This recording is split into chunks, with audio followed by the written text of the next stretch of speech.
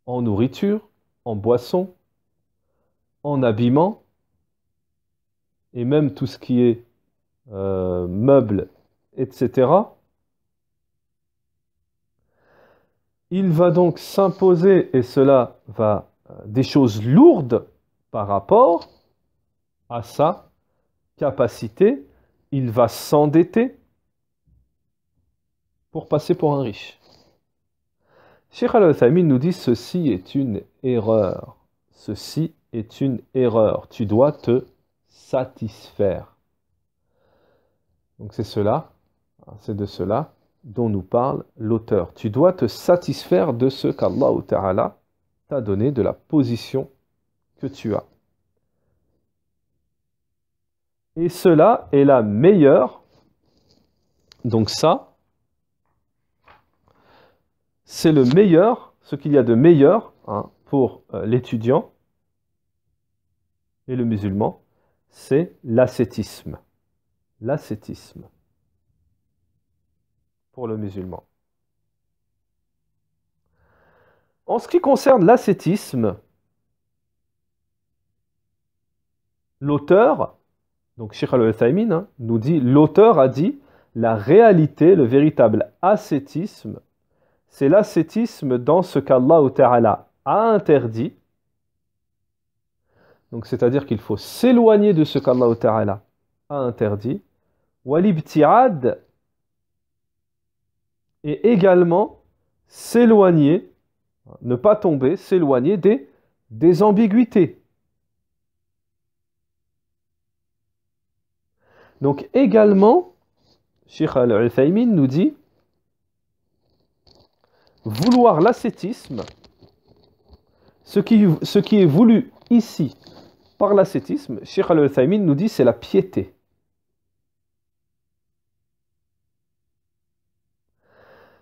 Car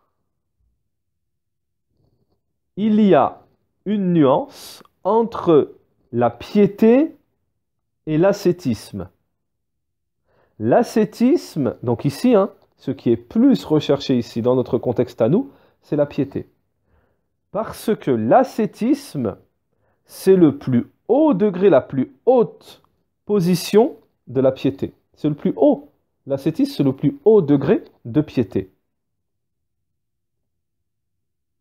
Parce que la piété, c'est le fait de délaisser ce qui est nuisible dans l'au-delà. La piété, c'est de délaisser ce qui est nuisible dans l'au-delà.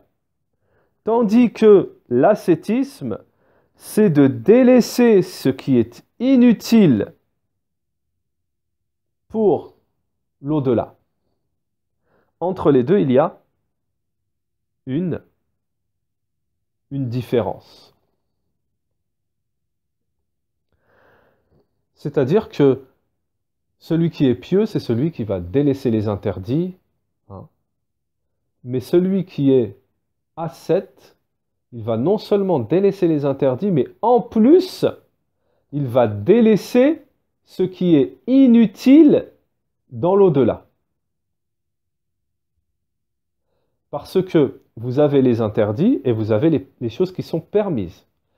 Les interdits, il n'y a pas de souci. Aussi bien le pieux que l'ascète, il s'éloigne des interdits.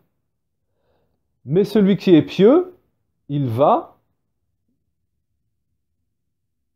ce qui est permis, il ne va pas s'en éloigner. C'est permis, c'est permis. Il n'y a pas de péché, etc. Mais celui qui est ascète, lui, il y a des choses qui sont permises, mais il va s'en éloigner parce que, en même temps, elles sont permises, mais elles sont inutiles pour mon akhira, c'est-à-dire pour mon au-delà. Donc, je m'en éloigne.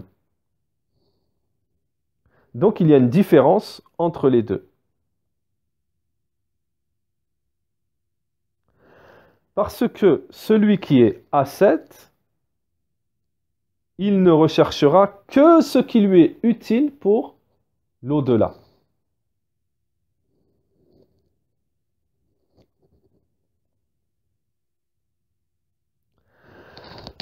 Ensuite, vous avez la parole de l'imam al-Shafi'i. Nous avons la parole de l'imam al-Shafi'i qui nous dit, on a rapporté de l'imam al-Shafi'i, rahimahullah, si un homme avait recommandé dans son testament de donner son argent aux personnes les plus censées sans spécifier de personnes particulières, cet argent aurait été alloué aux ascètes. Donc sans mentionner de personnes particulières, parce que si quelqu'un dans son testament il a mentionné quelqu'un, ben, on ne peut pas prendre l'argent et la donner à quelqu'un d'autre. Wallahu a'lam. Tayyib. Cheikh Al-Uthaymin nous dit à propos de cette parole. Alors, le sens ici du testament, lorsque que l'imam Al-Shafi'i dit si un homme avait recommandé dans son testament de donner son argent,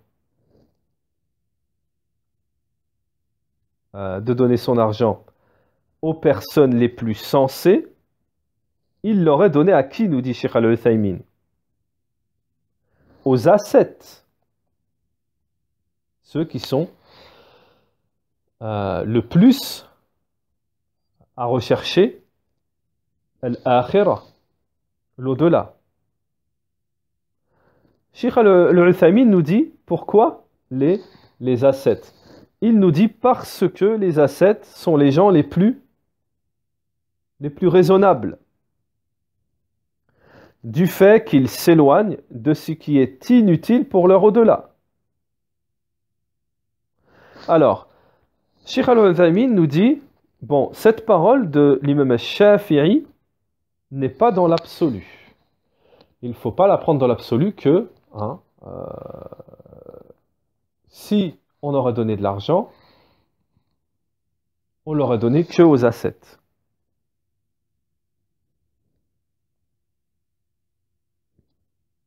Alors, Cheikh Al-Uthaymin nous dit parce que les situations varient. Les situations varient. La connaissance que nous avons par rapport aux gens, elle varie, elle change également.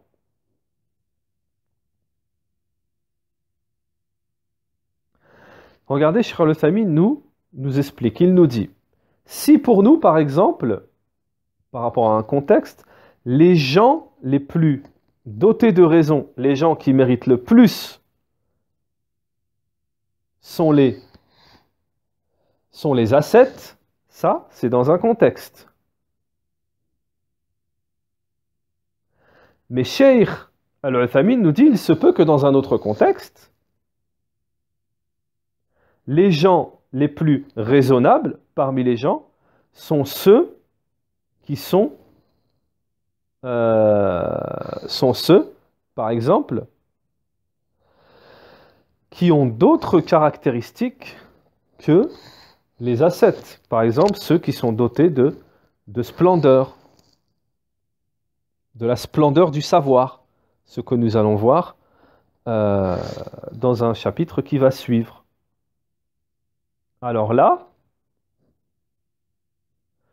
وإذا كان أقل الناس هم ذو المروءة والوقار والكرام, qui sont nobles, qui sont généreux dans le don, alors on dira dans ce contexte que c'est à eux, on peut dire dans ce contexte que alors c'est à eux que nous allons donner que nous allons léguer nos biens.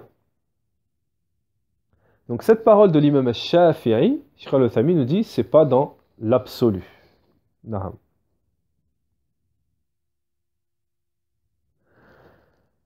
Alors, Cheikh Al-Uthaymin nous dit, à propos également, il nous explique, cette parole qui suit, on rapporte également que quelqu'un demanda à Mohammed ibn Hassan al-Shaybani, rahimahullah, pourquoi n'écris-tu pas un livre sur l'ascétisme? Il répondit, j'ai déjà écrit un livre sur les transactions. Alors pourquoi il a répondu ça? Cheikh Al-Uthaymin, rahimahullah, nous dit,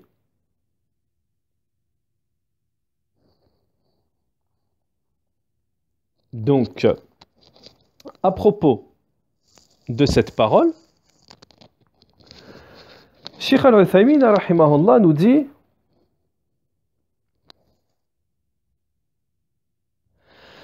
Alors, Cheikh Al-Uthaymin nous dit parce que le cheikh lui a répondu cela parce que celui qui connaît les transactions et les jugements des transactions, qui a étudié donc les livres dans la vente, les transactions, etc., lui, il saura comment s'éloigner du haram et également il connaîtra le halal. Et c'est ça, az-zuhd, c'est-à-dire l'ascétisme. Et c'est ça que l'on nomme l'ascétisme. Donc, Inch'Allah ta'ala, aujourd'hui, nous allons nous contenter de cela et on continuera dans le prochain, Inch'Allah, dans le prochain cours, à expliquer cette parole. Subhanakallahumma wa bihamdik wa ashhadu an la ilaha illa ant wa astaghfiruka wa atubu ilayka.